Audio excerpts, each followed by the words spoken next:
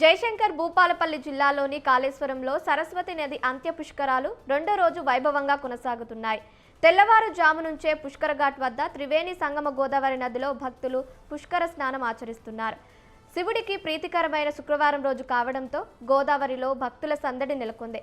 అనంతరం శ్రీ కాళేశ్వర ముక్తీశ్వర స్వామివారితో పాటు శుభనంద సరస్వతి అమ్మవార్లకు భక్తులు ప్రత్యేక పూజలు నిర్వహిస్తున్నారు.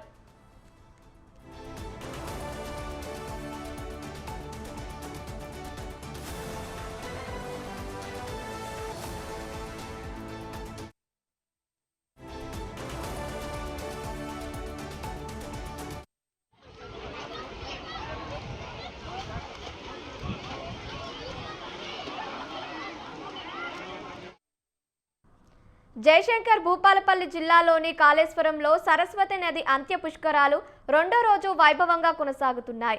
తెల్లవారుజాము నుంచే పుష్కర ఘాట్ వద్ద త్రివేణి సంగమ గోదావరి నదిలో భక్తులు పుష్కర స్నానం ఆచరిస్తున్నారు.